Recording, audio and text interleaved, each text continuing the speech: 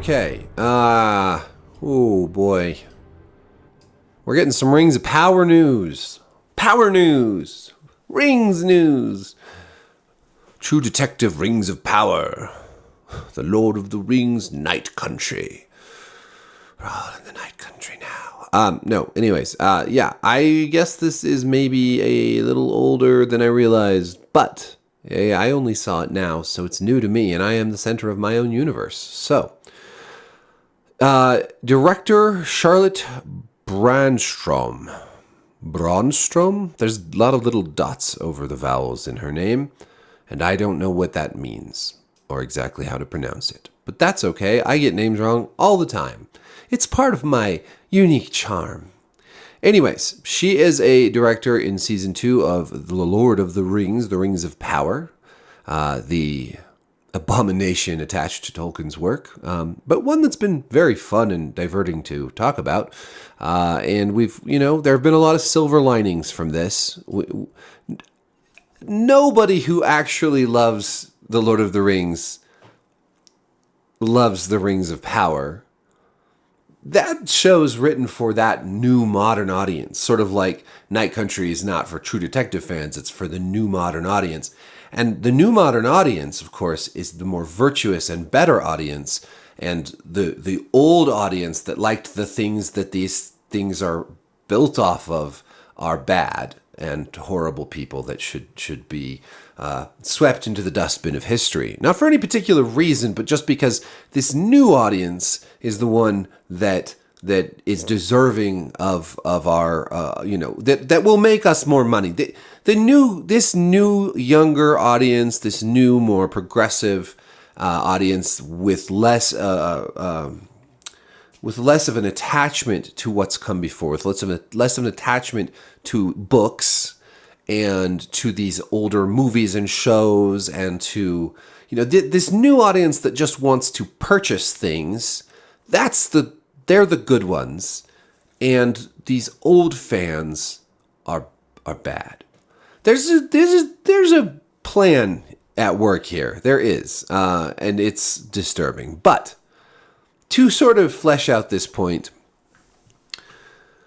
Charlotte Brandstrom is teasing a darker tone for the second season of The Rings of Power. She was interviewed, and here's a quote. Screen Rant quoted that was blocked out this quote, so I'm reading from their page. Thank you, Screen Rant, for that.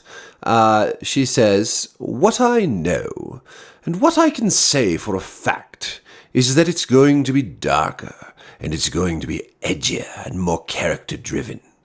I still think that we have some very interesting episodes coming up. I watched all of them over Christmas, just the cuts. I think it's going to be a very good season. We tried to make it more gritty, a little bit more dirty, I guess." Dirty, Charlotte. "And not in the image, but to make it as authentic as possible. We have some very surprising twists and turns in it as well." Well, let me tell you something about Lord of the Rings. It is not dark and edgy. It has dark bits, no doubt about it. Sauron, rather dark guy. The whole Mordor thing, not a very nice place to live. Pretty dark. Orcs, not really what I would qualify as, light and whimsical. But dark and edgy and gritty and dirty are not words I would use to describe Lord of the Rings. Lord of the Rings is not grim, dark fantasy. It is not Game of Thrones or R. Scott Baker or Joe Abercrombie or any of the sort of modern grim, dark writers. It is not the Black Company. It is epic fantasy. It's much more about friendship and faith and camaraderie. There's a whole cozy element to it. There are those cozy mysteries. All the the Agatha Christie shit, right? Some of my favorite stuff about Lord of the Rings is actually just the Shire. like if I did a spin-off of Lord of the Rings, it would just be like Tales from the Shire, and it would be like, all cozy, the hobbits having tea and stuff. Like, and I'm not saying that's the only good thing about Lord. Obviously, we also love the heroic battles, but it's a heroic fantasy ultimately, right? We have Aragorn and this the return of the king, and it's a good versus evil. It's not a Shades of Grey type thing. Although obviously there are characters like Boromir and many others who have complex moral lives and tough choices that they have to make, and they're driven by their good impulses are twisted and warped by bad ones. I mean, even if you look at Smeagol and his transformation, even if you look at Bilbo and his transformation, it can be dark, but it is not dark and edgy. It is not gritty, and it is not. And I will. It is not full of twists and turns. I love a good twist, right? I do. I love a good twist. The Sixth Sense, man, that was a great movie. It was a great movie even without the twist. I love a good twist. I love, I just recently watched, I'm losing the name of it, Memento. Christopher Nolan's Memento, which is just a tremendous movie, and it has a great twist. But it's great even without the twist, right? But these there are stories that you tell because they're twisty and turny, and then there are stories you tell because they are heroic fantasy. And nothing in Tolkien is twisty and turny. There's not like the in Rings of Power that of course the twist is that spoiler alert.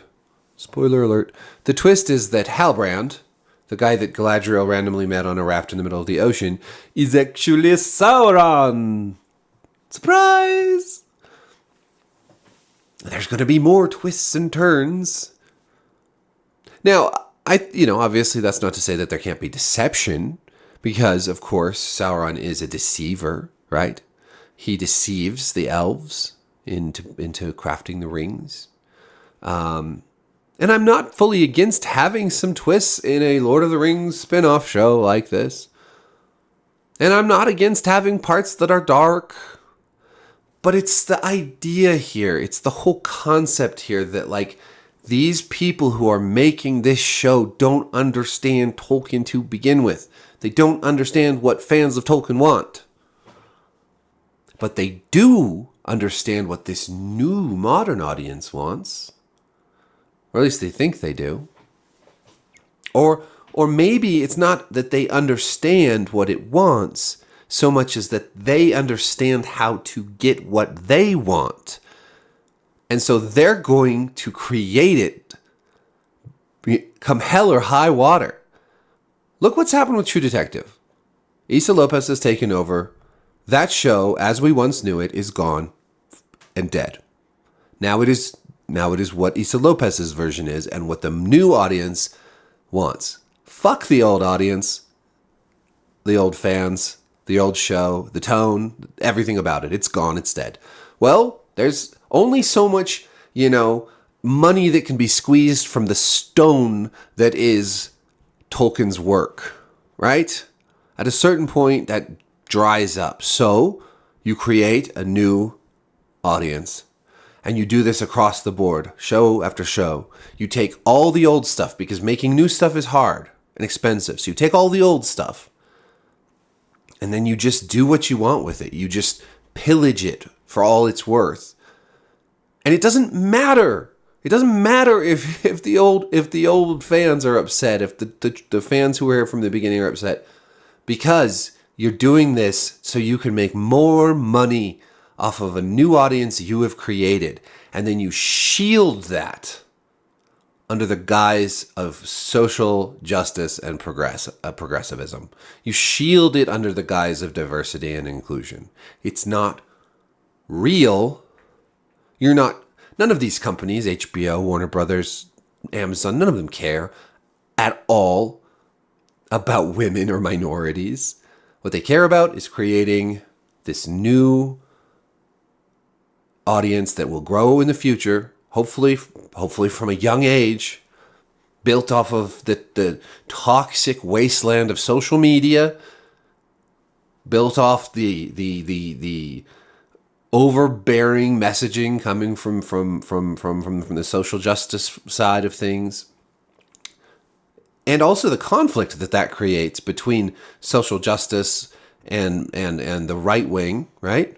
Because you can make money off of both. Ultimately, the idea is you make money off of both, and just to hell with art, to hell with the integrity of it, to hell with the old stories, to hell with being true to the vision of their creators. I mean, there's still people making great stuff. There's still shows like Severance. There's still amazing things being made. But you can see this diabolical corporate effort to just annihilate old stories. Total disregard for things like the actual lore of the Lord of the Rings, the Middle Earth. Total disregard for it's just with True Detective, it's just all illusions and Easter eggs. There's no actual regard for that, for those stories, for how that show was set up, and on and on and on we can go. Which makes adaptations feel a lot less like an attempt to just bring art to a new medium, and a lot more like a deeply sinister attempt to just plunder audiences for all they're worth. The new Avatar show, it may not be quite as unforgivable as these others, but it feels a little bit like it was written by AI, just like Night Country and Rings of Power feel a little bit like they were written by AI. It feels like this is all maybe this really, really, really scary attempt by big corporations to create a new audience that is willing to accept anything as long as it has the right, message, even if it's written horribly. And they will go to great lengths to discredit critics and fans and anyone else who has anything to say. And they will point to the very small margin of people who are actual bigots, who are actual racists and sexists, and say, look, that's you. That's everyone who doesn't like our new thing built for this new audience that we are creating from scratch. Wow. I just kind of depressed the shit out of myself. I'm not going to lie. But I know it sounds a little conspiratorial, and maybe it's not like this is a plan, hatched in some shady, spire where all the billionaires meet. I mean, maybe it is. But it does sort of feel like, they're saying, what is our best way to just plunder every creative resource we can, take every old good thing that people loved, and we don't care that they loved it. We just care that it has a name that will bring eyeballs to it and make us money, and make us more money, and more money, and more money, and Rings of Power is not Lord of the Rings. Night Country is not True Detective. This live-action Airbender is not The Last Airbender. There are very few adaptations that are doing it right, and there will be fewer and fewer, I feel like. Especially as creators are either, dying or being pushed out of their work. Dark days ahead. Dark days. So, anyways, thanks for watching. Sorry this is such a bummer. But like, subscribe if you want to. Hit the notification bell. It's somewhere over here, near the other stuff. Leave a comment. Let me know what you think. Thank you for watching. Peace.